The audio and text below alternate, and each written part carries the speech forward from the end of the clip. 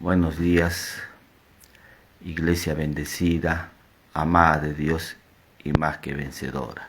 El tema de este día es: Cristo obtuvo eterna redención. En el libro de Hebreos, capítulo 9, versículo 11 y 12, la Escritura hace mención que Cristo, como sumo sacerdote, entró a un tabernáculo superior y perfecto, no hecha de manos humanas.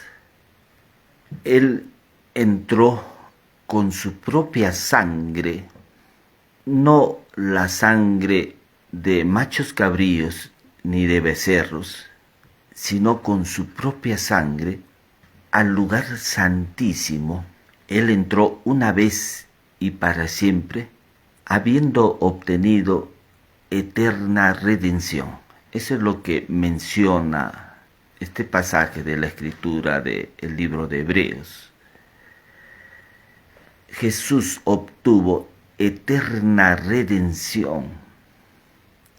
La redención es un acto de liberar a una persona que está esclava mediante el pago de un precio. Antiguamente, los esclavos eran vendidos en los mercados y ahí venía la gente y los compraba. Y ellos pagaban un precio por ellos. Esa era una manera de rescatar a esa persona de su condición de esclavo. A este acto es conocido como redención. En las Sagradas Escrituras también hacen un relato de cómo se obtenía la redención. Cita el libro de Éxodo, capítulo 21, hace mención: si un hombre tenía un buey peligroso, tenía que guardarlo. Si este buey se salía y producía una muerte a una persona, tenía que darle muerte a ese animal apedreándolo, y también tenía que morir el dueño.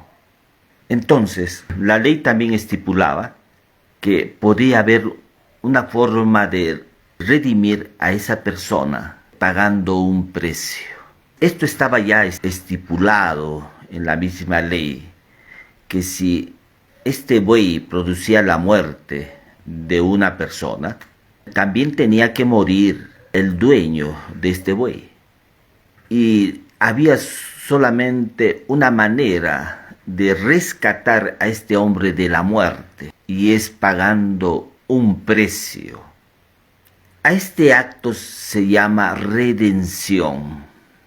Cuando Cristo vino a este mundo, Él en su ministerio dijo: porque el Hijo del Hombre no vino para ser servido, sino para servir y para dar su vida en rescate por muchos. Esto está en Marcos 10:45. Entonces Jesucristo vino para dar su vida en rescate por muchos. O sea, el propósito de la venida de Jesús a este mundo era dar su vida, pagar un alto precio para rescatar al hombre de su condición caída, rescatar al hombre de su condición de esclavo. Uno puede decir: ¿cómo yo acaso soy esclavo? Jesús mismo dijo: todo aquel que hace pecado, esclavo es del pecado. Juan 8:34. Jesús mismo le hizo ver al hombre que todo aquel que hace pecado, esclavo es del pecado. Entonces, la única manera de rescatar al hombre de esa condición caída, de esa condición pecadora, de esa condición de esclavos, era pagando un alto precio. Pablo dice, porque habéis sido comprados por precio. Pablo mismo le está hablando a los creyentes de la iglesia de Corinto, le está diciendo porque habéis sido comprados por precio. Glorificad a Dios, pues, en vuestro cuerpo y en vuestro espíritu, los cuales son de Dios. Primera de Corintios 6:20. O sea, nosotros hemos sido comprados por precio. Se derramó la sangre preciosa de Jesús por nosotros ahí en la cruz. Jesús ahí derramó su sangre preciosa para rescatarnos de esa condición de esclavos, de esa condición pecadora. Él, al derramar su sangre preciosa, fue para limpiarnos de todos nuestros pecados. Ese fue el rescate que trajo consigo esta obra en la cruz. En la cruz, en el Calvario, diríamos, en esa cruz vemos este acto redentivo. Vemos cómo Dios nos sacó de esa esclavitud. Isaías 53:5 dice, mas el herido fue por nuestras rebeliones y molido por nuestros pecados. Dios cargó sobre él el pecado tuyo y mío, el pecado de todos los hombres. Pedro también empieza a anunciar, dice, ¿quién llevó él mismo nuestros pecados en su cuerpo sobre el madero? Jesús cargó. Tú no cargaste tus pecados sobre Jesús, sino que Dios mismo cargó sobre su Hijo nuestros pecados. Y Jesucristo cargó una vez y para siempre. No va a haber otro sacrificio por nuestros pecados. Jesús, al tomar en sí ese pecado tuyo y mío, nos rescató, nos redimió, sacó de nosotros el pecado. Todo esto que realmente impedía nuestra relación y comunión con Dios. Por eso es que Juan empieza a anunciar y dice que Él es la propiciación por nuestros pecados, y no solamente por los nuestros, sino también por los de todo el mundo. Esta palabra propiciación tiene que ver con sacrificio. En el antiguo pacto, en el tabernáculo, había un arca del pacto. En esa arca del pacto había una tabla que se llamaba propiciatorio. Es ahí donde era rociada por el sumo sacerdote con sangre, en ese propiciatorio. Era una placa de oro y rociaba ahí la sangre de los becerros, de los machos cabríos, de los animales. Era rociada ahí, porque este propiciatorio aplacaba la ira de Dios, detenía la ira de Dios.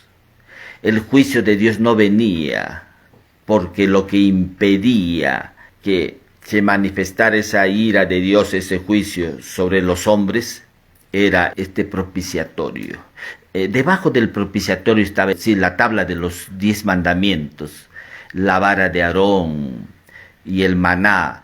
Estos 3 elementos simbolizaban la rebelión del pueblo de Israel, la murmuración, las quejas contra Dios.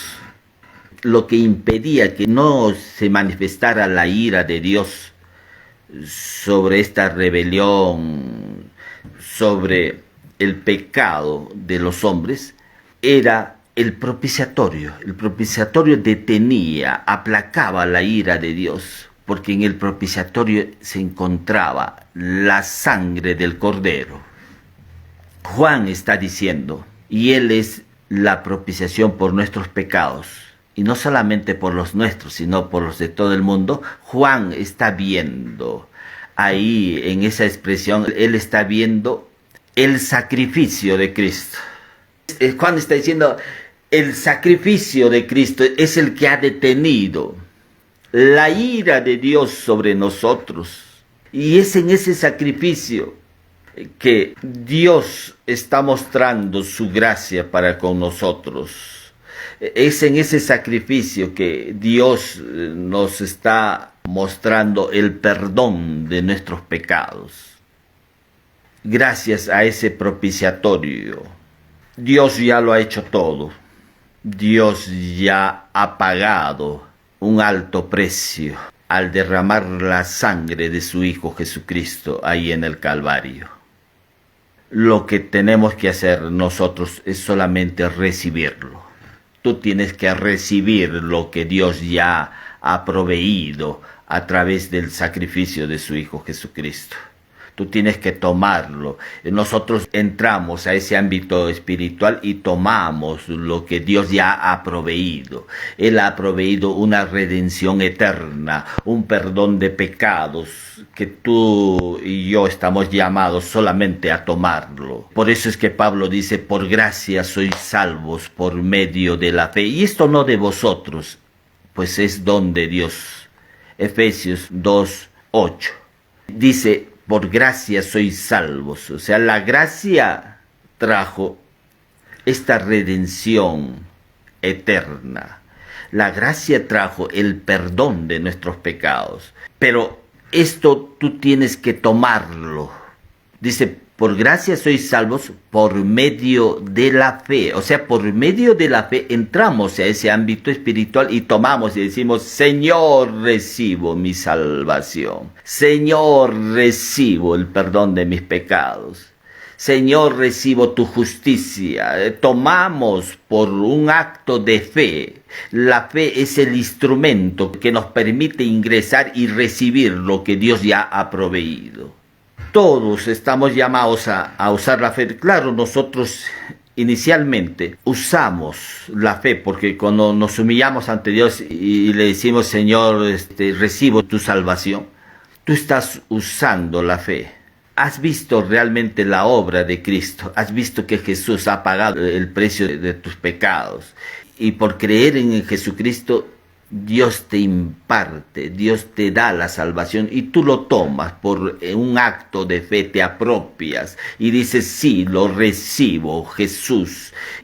Esta es la parte inicial cuando tú has conocido a Dios. Tú te mueves por gracia, pero ¿qué ocurre en el camino? A veces estamos tratando de ganarnos todo lo que Dios ha proveído para nosotros. Decimos, tengo que orar, tengo que ayunar, tengo que leer mi Biblia, tengo que asistir a la iglesia.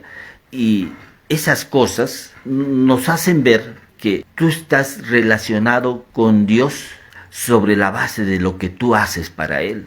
Y tú no tienes que relacionarte con Dios basado en lo que tú haces para Él. Tú tienes que relacionarte con Dios sobre la base de lo que Cristo Jesús hizo por ti.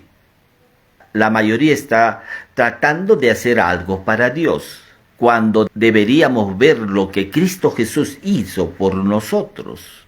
Jesús hace relato de esta historia. 2 hombres entraron a un templo. Uno era el fariseo y el otro era el publicano. En Lucas 18, hermano. Y los dos entraron a orar a Dios. El fariseo le dijo a Dios, Señor, yo no soy como los otros hombres. No soy ladrón, injusto, adúltero. Ayuno 2 veces a la semana y doy mis diezmos de todo lo que gano. Y mirándolo al publicano dijo, no soy como este hombre. Porque él sabía que el publicano era un hombre que representaba a la nación romana y que estos hacían un mal uso de la administración económica. Ellos subían los impuestos y todo y para aprovecharse de esas ganancias. Entonces el fariseo veía a este publicano, decía, este es un pecador, yo no soy como este pecador. Entonces vemos aquí cómo este hombre fariseo estaba basando su relación con Dios en lo que él había hecho para Dios. Mientras que el publicano le dijo, Señor, sé propicio a mi pecador. Y cuando él afirma estas palabras, este publicano, estaba mirando en el En esta palabra propicio estaba viendo la propiciación, estaba viendo el propiciatorio. Y hemos hablado hace un momento qué es lo que significaba el propiciatorio. Él estaba viendo en esta expresión el sacrificio de un cordero. Estaba viendo el sacrificio que iba a impedir, que iba a aplacar la ira de Dios sobre su vida. Estaba viendo, en otras palabras, al Cordero. Cuando Juan el Bautista ve a Jesús, dijo: he aquí el Cordero de Dios que quita el pecado del mundo. Eso es lo que estaba viendo este publicano, a un Cordero. Estaba viendo realmente el sacrificio de Cristo. Y cuando ambos terminan su oración, dice: el que salió justificado de ese lugar fue el publicano. Y no el hombre que había basado su relación con Dios en lo que él había hecho para él, sino que el otro miró su relación con Dios basado en lo que Cristo Jesús hizo por él. Jesús obtuvo eterna redención por nosotros. Él pagó un alto precio. Por eso es que decimos que ningún hombre se va a ir al infierno por sus pecados. Una vez más lo voy a mencionar. Ningún hombre se irá al infierno por sus pecados. Porque la sangre de Jesucristo, la sangre preciosa de Jesús, que Él derramó ahí en el Calvario, nos redimió del pecado. Esta sangre pagó el precio por nuestros pecados. Por eso es que Pablo dice en Efesios 1:7, dice: ¿en quién tenemos, hablando de Jesús, hablando del Cordero, dice: ¿en quién tenemos redención por su sangre, el perdón de pecados, según las riquezas de su gracia? Cristo obtuvo eterna redención, y esta redención se vio en el perdón de nuestros pecados. En razón de este acto, podemos afirmar los creyentes, los hijos de Dios, que ningún creyente se irá al infierno por sus pecados. Ninguno. Porque ya fue pagado con la sangre preciosa de Jesús. Fue pagado. Este rescate fue la sangre de Jesús la que obtuvo esta eterna redención. Es la sangre de Jesús que fue presentada también en ese lugar santísimo que habla Hebreos 9, 11 y 12. Fue presentada ahí en ese lugar santísimo. Fue confirmada en este lugar santísimo lo que él había ganado, lo que él había obtenido a través de este acto sacrificial. Por eso podemos decir nosotros que Jesús obtuvo una eterna redención.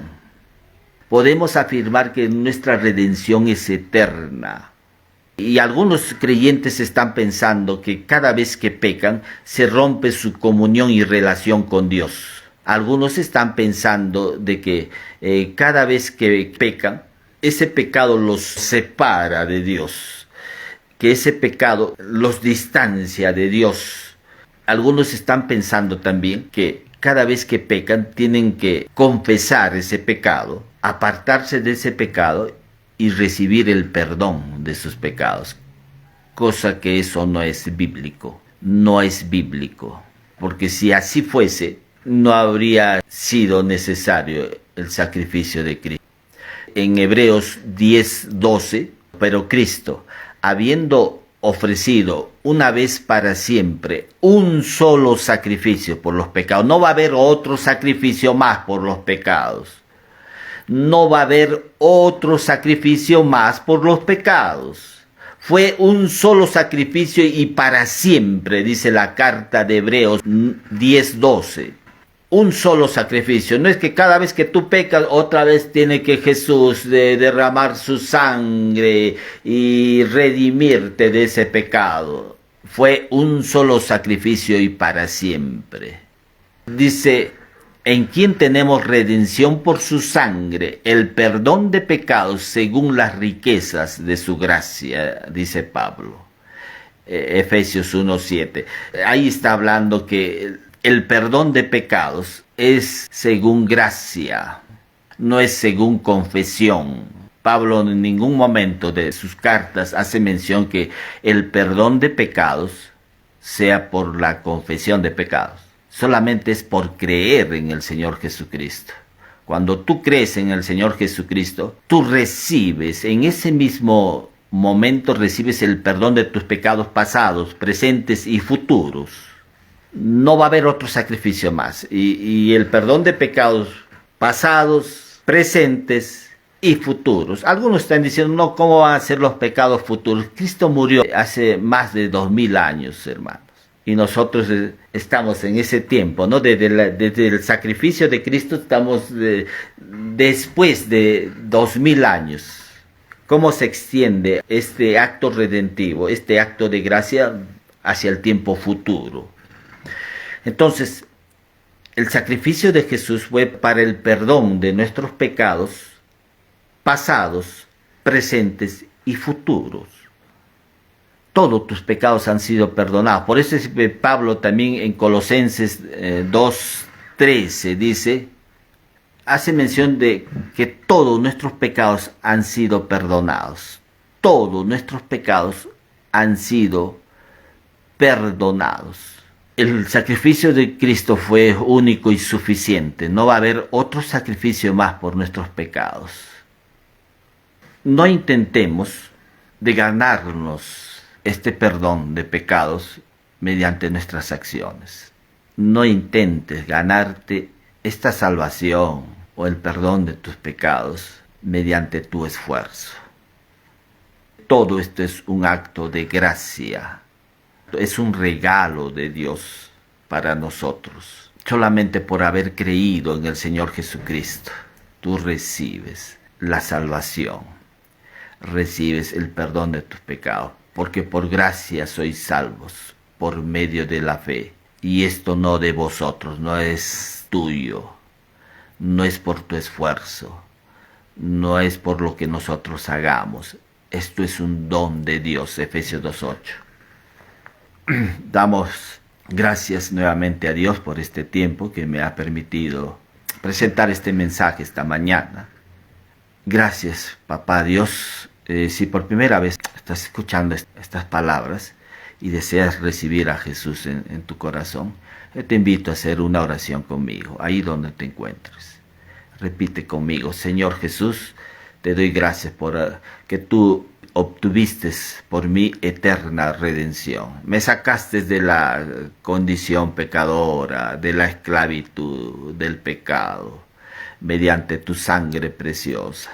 Esta mañana te recibo en mi corazón reconociéndote como mi único Señor y Salvador de mi vida. Te hago el Señor de mi vida. Gracias por haber perdonado mis pecados. Gracias porque ahora tú estás poniendo en mi vida a tu Santo Espíritu. Gracias por haberme hecho tu Hijo. Gracias por haberme unido a ti. Hago esta oración en el nombre precioso de Jesús. Amén. Si por primera vez has hecho esta oración, pídele al amado Espíritu Santo que te guíe a una iglesia cristiana. Él te va a guiar. Él es el que nos guía. Pídele: Señor, guíame a una iglesia cristiana donde pueda aprender tu palabra. También voy a orar por sanidad esta mañana. La sangre de Cristo que fue derramada en la cruz del Calvario, esa sangre preciosa fue también para nuestra sanidad. Solamente por un acto de fe tú tienes que recibirlo. Amén. Voy a mencionar ahí algunos síntomas. Tú solamente apropiate y dices: recibo esta sanidad en el nombre precioso de Jesús. Solamente eso vas a decir: recibo mi sanidad ahora en el nombre de Jesús. Señor Dios Todopoderoso, esta mañana te pido por aquellos que están pasando, Señor, por depresión, ansiedad, temores, estrés, estos problemas de inestabilidad emocional, Señor, sean liberados en el nombre de Jesús. Recíbelo ahora en el nombre de Jesús. La sangre de Jesús te ha hecho libre. recibe ahora esta sanidad. Señor, también te pido, Padre, que si tienen problemas de funciones cerebrales, Señor, de la visión, audición, en el nombre de Jesús sean restaurados, Señor, su visión, puedan ver nuevamente, puedan ver, Señor, estas personas, restaura su mácula, su iris, su córnea, en el nombre de Jesús sean restaurados, en el nombre de Jesús, así se ha hecho. Señor, también te pido la parte auditiva, Señor, el yunque, el tímpano, todo el aparato acústico, Señor, de sus oídos sean restaurados en el nombre precioso de Jesús. Recibe ahora esta sanidad en el nombre precioso de Jesús. Amén, amén. Señor, te agradecemos, papá, esta mañana. Gracias por la vida que nos has dado, gracias por tus bendiciones. Lo iniciamos contigo, Señor, en el nombre de Jesús hacemos esta oración. Amén, amén. Bendiciones. Iglesia bendecida, amada de Dios y más que vencedora. Nos estamos viendo la próxima semana.